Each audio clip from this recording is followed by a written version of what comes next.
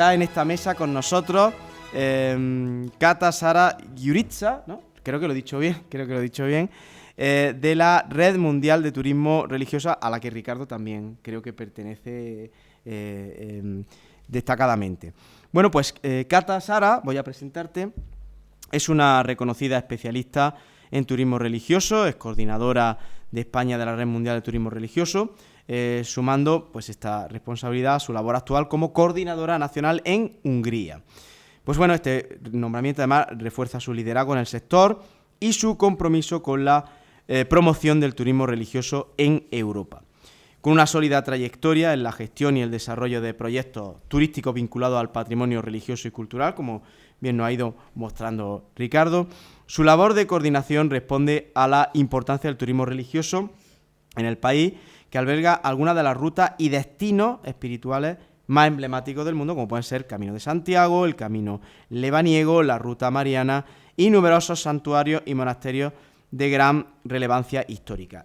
Y hoy, Kata, si me permite, sí, nos acompaña en esta mesa pues para iniciar un poco un debate más o menos breve, porque ya son muchas horas de seminario. Sí que me gustaría, porque quiero presentar muy rápidamente unas diapositivas que me has pasado, que me hables muy rápidamente. Voy a preparar para compartir esta cuestión de la Red Mundial de Turismo Religioso. Vale, yo creo que sí que se está viendo. Perfecto, pues agradezco mucho que me hayáis abierto la puerta de vuestra casa. Un saludo afectuoso de parte de nuestra directora general, la señora Pilar Valdés también, y enhorabuena, Concha y Fran, por esa diversidad de perspectivas que habéis logrado desfilar a lo largo de esta jornada. Yo creo que vamos a ver solamente la primera y la segunda diapositiva, pasa a la siguiente, y luego los que tengan más interés en conocer la Red Mundial, pues estoy a su plena disposición para que hablemos en detalle. Nacemos por iniciativa del Tourism and Society Think Tank, que es una comunidad de profesionales del sector del turismo que hemos considerado muy importante que este segmento tan importante y tan ancestral dentro del mundo del turismo pueda tener una representación a nivel mundial, que podamos englobar el mundo de los destinos, por supuesto, los lugares de peregrinación, iglesias, caminos, manifestaciones populares. También el mundo de las empresas, las agencias de viajes especializadas, los restaurantes, los hoteles, los guías, que tengan esa sensibilidad de poder trabajar dignamente y merecidamente este segmento tan peculiar. Y, por supuesto, el mundo académico, y por eso me alegra tanto que pueda estar aquí hoy, y los medios de comunicación, porque lo que no contamos es como si no existiera. Entonces, déjalo ahí. Sí que me llamó la atención que se hablara de esa finalidad de catequesis, porque al final es un único Dios que envió a su Hijo, a Cristo, quien murió y resucitó por nosotros, y al lado de él estuvo una única mujer, su madre. Y esas tres personas, de qué diversas formas se pueden contar, de qué diversas formas se pueden manifestar para cada pueblo, para cada ciudad. Entonces, a raíz de ahí, la pregunta que nos planteamos en el mundo del turismo siempre es, desde la perspectiva de los destinos, es ¿quién quiero que venga y cuándo quiero que venga? Y mi opinión personal es que cada destino debería ser dueño de esa decisión, y debería ser una decisión consensuada entre los lugareños para decidir, por ejemplo, cuando se realiza una manifestación popular de la fe, si quiero que venga gente o no. Y en caso de que quiero que venga gente, ¿de qué forma y quién quiero que venga? Y ya que vienen, ¿cómo consigo que durante todo el año puedan percibir ese momento tan único que puede ser, por ejemplo, el Domingo de la Resurrección? Entonces, y para tomar esa decisión correctamente, para los destinos es muy importante la labor que habéis hecho hoy, de mostrar los distintos aspectos que hay que tomar en cuenta. Y si al final el balance es positivo, pues sí, hay que emprender esa búsqueda de cuál es la mejor forma de canalizar y de atraer esas personas que van a poder participar en esas manifestaciones populares de la fe, de cómo van a poder ser respetuosos y cómo explicar la narrativa de lo que ocurre de tal forma que lo entiendan de la forma adecuada. Bueno, maravilloso, ¿eh? Fíjate, no sé si puedo compartir otra cosa. Sí. Fíjate que en cierto modo, porque aquí vamos como a tumba abierta, yo es que no me guardo nada, iba a sacar aquí uno de los primeros temas de debate, que además quiero compartir también otra cosita, otra cuestión en pantalla, que es la siguiente, que es cómo voy a ver si puedo cerrar ahora, este debate entre el turismo y la religiosidad popular, que muchas veces es tremendo. Voy a presentar una imagen ahora mismo, ¿vale? Para un poco para que sea ese pequeño marco de lo que voy a plantear ahora, ¿de acuerdo? A ver si soy capaz de conseguirlo, ¿de acuerdo? Creo que sí que se está viendo, ¿vale?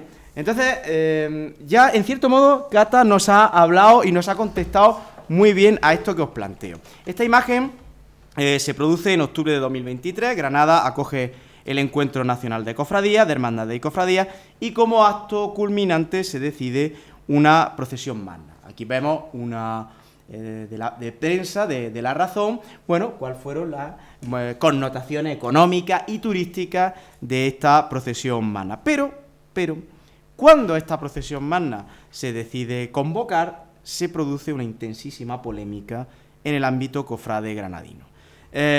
Hay hermandades que deciden participar en esta procesión magna de forma, bueno, como ellos decidieron hacer así. Sin embargo, hay otras corporaciones que con el mismo derecho que las otras se unieron, que consideraron, o sus hermanos consideraron, que había una ausencia de motivos pastorales o religiosos para formar parte de esta procesión y que esta procesión magna simplemente respondía a un uso exclusivamente turístico.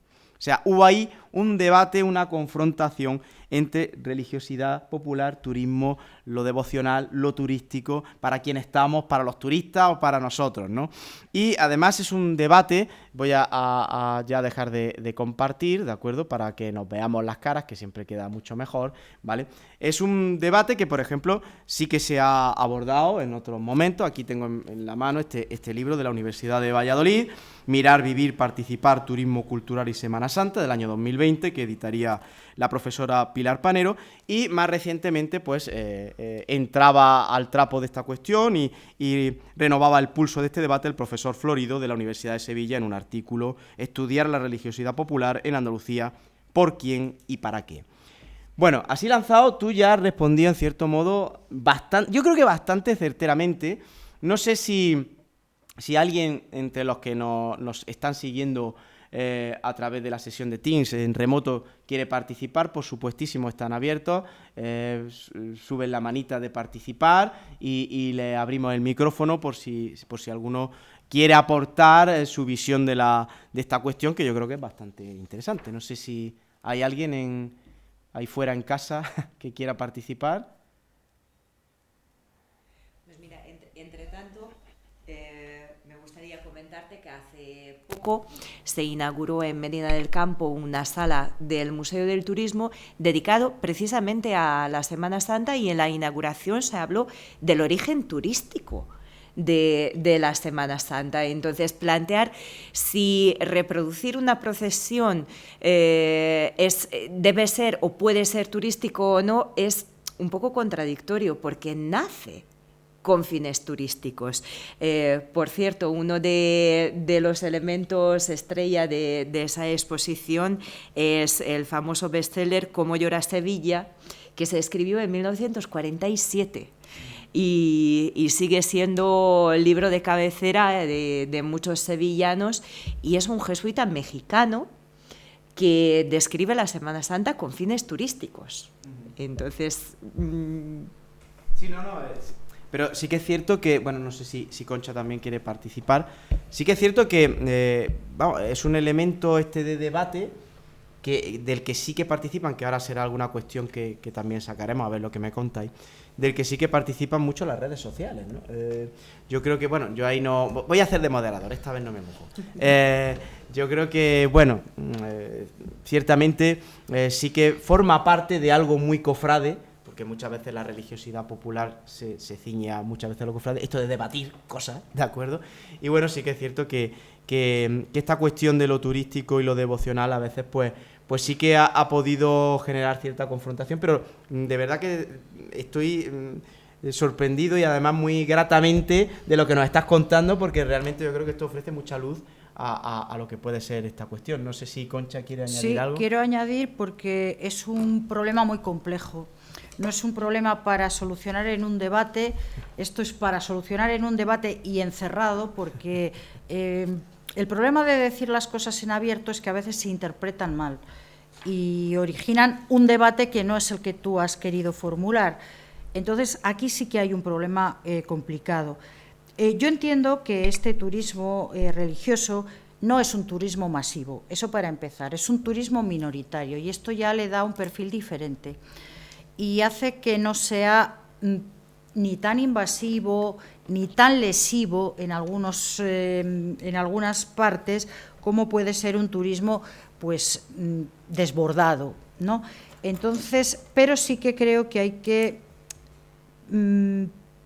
que pisar con mucho cuidado el terreno, porque efectivamente el turismo nace como algo, un evento religioso, y esto lo tenemos, o sea, ¿quiénes podemos decir que son los primeros que se trasladan, de los que tenemos noticias? Pues probablemente los Reyes Magos cuando van a Belén a adorar al niño, y luego, no sé, los peregrinos que van pues a Roma, a Santiago, que hacen esas peregrinaciones, efectivamente son los primeros turistas, y en el caso del Islam, pues hombre, evidentemente es el viaje a la Meca, ¿no? La visita a la Meca, pero claro, de ahí a eliminar el factor religioso, yo creo que eso es un error. Creo que tiene que haber una sincronía entre lo uno y lo otro. De hecho, tú no lo puedes entender si no contemplas el significado religioso, aunque no lo creas, porque una cosa es que lo creas y otra cosa es que conscientemente lo sepas, lo conozcas. Entonces yo creo que el conocimiento del hecho religioso pues nos lleva a que, por ejemplo, pues qué te voy a decir, en el mes de agosto celebrar la Semana Santa me parece una majadería, y lo siento mucho por los andaluces y por los granadinos. No, es como irte a esquiar cuando no hay nieve. Y dices, no, pero es que hay hierbas, sí, pero no es lo mismo. Mire, ¿qué quiere que le diga? O sea, hacer un muñeco de nieve, pues en vez de con nieve, hacerlo con plastilina no es lo mismo, por más que la plastilina sea blanca. Entonces aquí ocurre un poco lo mismo. Yo creo que por eso hay que tener en todos los casos lo que se llama el sentido común, que a veces es poco común. Y afortunadamente en el caso de la religiosidad popular, que yo la veo muchísimo fundamento y la veo un gran desarrollo, porque no solamente es el Camino de Santiago, como nos has dicho, es el Camino de Santiago, podemos hacer un camino que una las vírgenes más importantes, las catedrales, iglesias, monasterios, es decir, podemos enfocarlo desde muchas perspectivas y sobre todo en nuestro país, que creo que tenemos para dar y tomar elementos, hitos, significados religiosos, pero siempre tienen que ir unidos con ese significado religioso, que es lo que les ahorma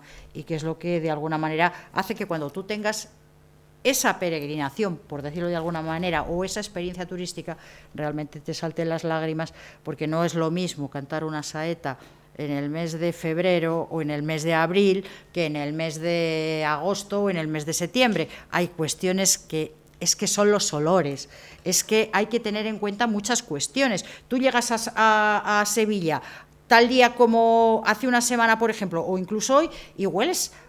Están reventando los naranjos, es azar. Parece que han puesto unos gigantescos ambientadores y los estás...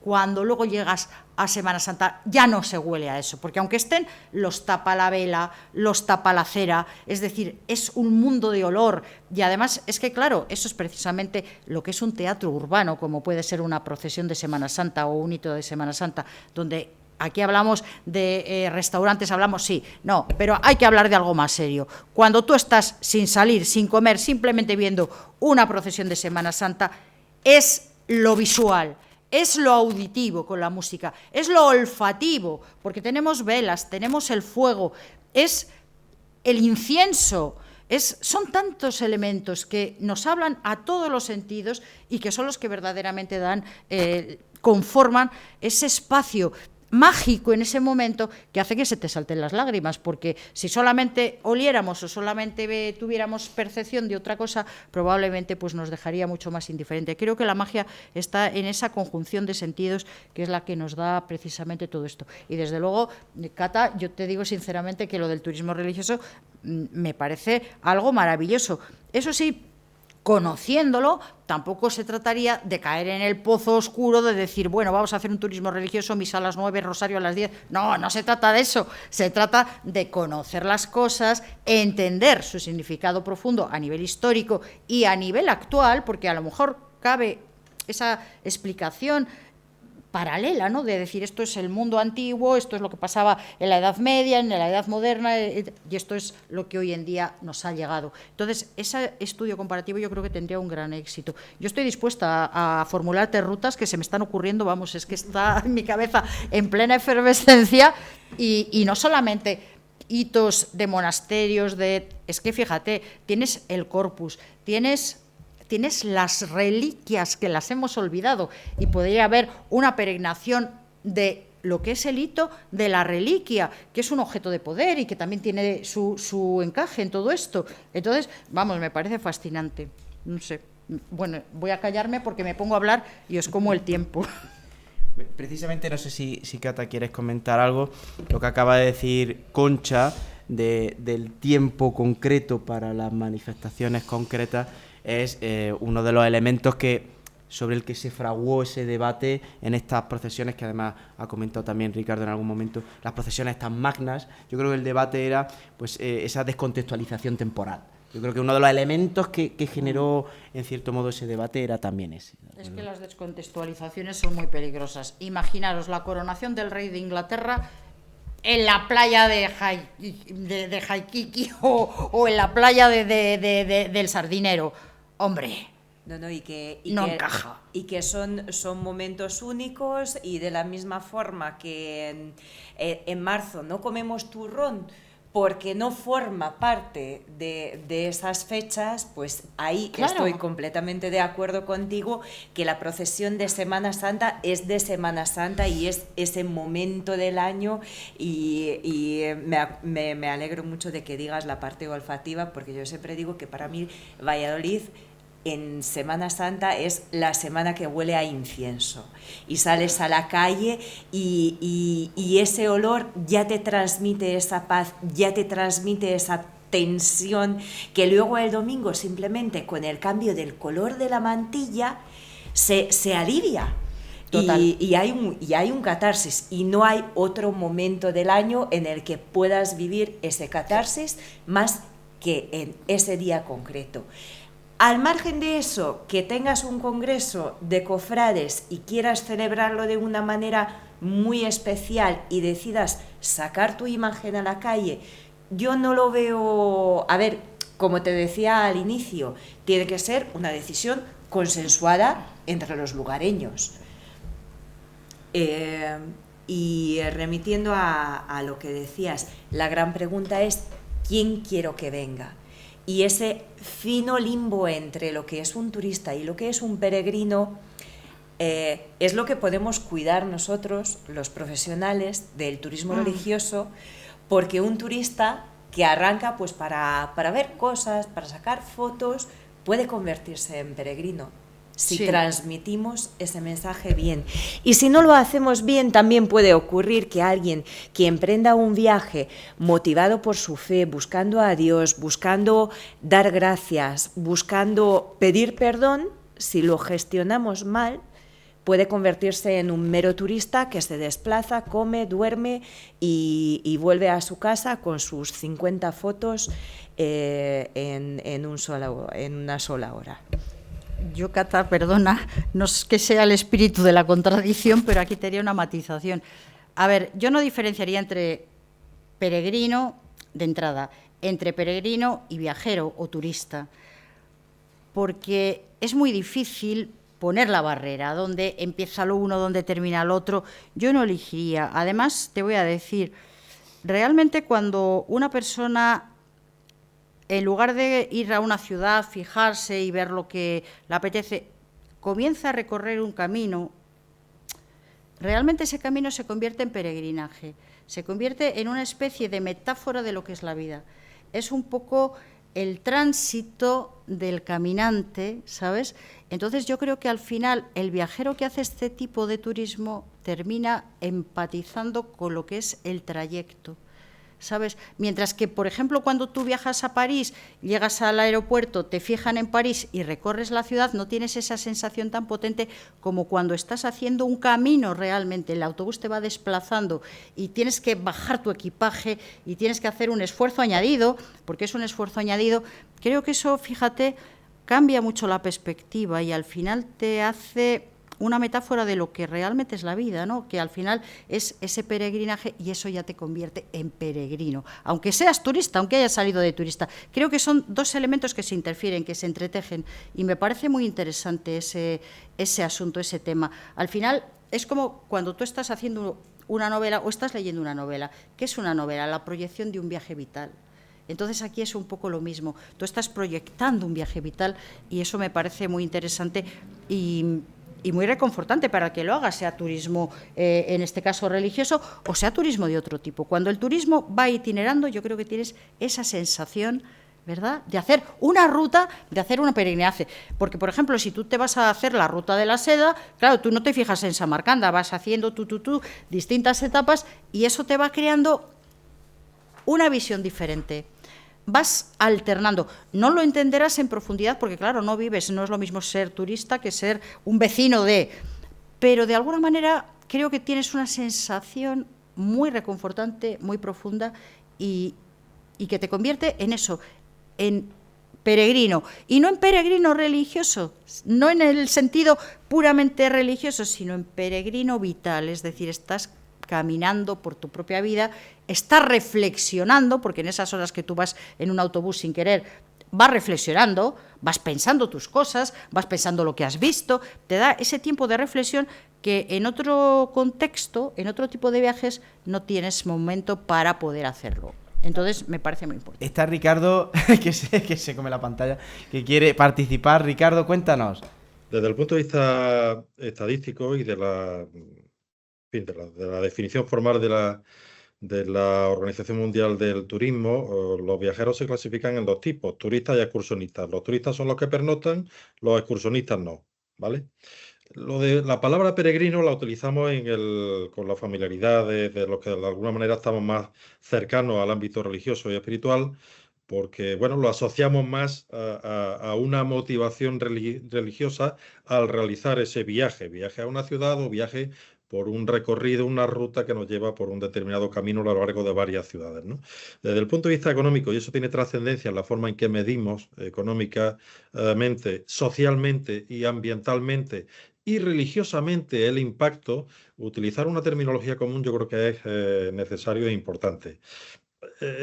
Todos los estudios coinciden en una cuestión, y es que los turistas, primero, no hay dos turistas iguales, como no hay dos personas iguales en el mundo, como no hay dos cristianos iguales en el mundo tampoco, por muy cristianos, por mucho que le una la religión cristiana, ¿no? Pero sí es verdad que cada vez más tiene peso la búsqueda de la autenticidad, especialmente en aquellos cuya motivación principal es precisamente el encuentro con la forma en que se manifiesta religiosamente una sociedad. Yo quiero ir a Valladolid, o ayer, por ejemplo, que estuve viendo pues una localidad en León, porque quiero ver un poco cómo son las fiestas, cómo se celebran, cómo se organizan, cuál es el Vía Crucis allí, porque es una forma muy peculiar y muy particular, ¿no? Y voy buscando la autenticidad. Pero eso es un caso de un tipo de viajero que tiene esa motivación principal de viaje, pero hay muchos perfiles de viajeros distintos. Aquí es donde yo creo que hay que buscar ese equilibrio, que en el fondo todos estamos más o menos de acuerdo, entre esa autenticidad y ese respeto, intimidad y difusión del sentimiento religioso que buscan también los del lado de los que ofrecen, promueven, organizan, producen estas celebraciones, estos eventos religiosos. Y en el fondo hay una coincidencia, pero siendo conscientes de que no todos los viajeros van a tener esa misma motivación principal. Por ejemplo, en el turismo judío, y a efectos de la certificación, por ejemplo, en comida kosher, el turismo judío y el turismo sefardí, ligado al legado judío en España, en la península ibérica, en concreto, el turismo sefardí, pues la comida kosher y la certificación kosher es muy importante para que puedan venir visitantes, viajeros con esa motivación. Pero sin embargo distinguimos entre aquellos que son más ortodoxos y aquellos que son observantes. Es decir, oye, hombre, si hay comida kosher y si tal, bien, pero bueno, si me tengo que comer una ensalada o en el hotel no hay, vale, ok, me adapto. Y luego están los que en realidad lo religioso pues es mucho más ajeno, los que la motivación para visitar Sevilla o Granada pues está en el ocio, en el mundo de, bueno, pues todo lo que gira alrededor casi de lo pagano, podríamos decir, y que eso es lo que cuesta conciliar un poquito más. Ahí es donde tenemos que buscar ese punto de equilibrio entre los distintos agentes y grupos de interés y desde la clave económica también eso lo podemos medir, pero la clave económica es una de ellas. Hay muchas más como hemos visto precisamente en este seminario, ¿no? Pero yo creo que sí es importante conciliar y ser conscientes de que los viajeros, tanto los de motivación principal religiosa como los que no, cada vez buscan más la autenticidad, ¿no? Y eso converge plenamente con ese sentimiento religioso que hay que defender por parte de hermandades, cofradías, etcétera. Muchas gracias. No sé si queréis añadir alguna cuestión más. Merece otro debate, aparte de lo de historia del arte, porque al final en el turismo sí que nos gusta mucho segmentar para entender las motivaciones, el comportamiento de las personas, y luego muchas veces arrancamos un camino y nos comportamos como nos dé la gana, no como dicen los estudios. Entonces, ahí sí que es cierto.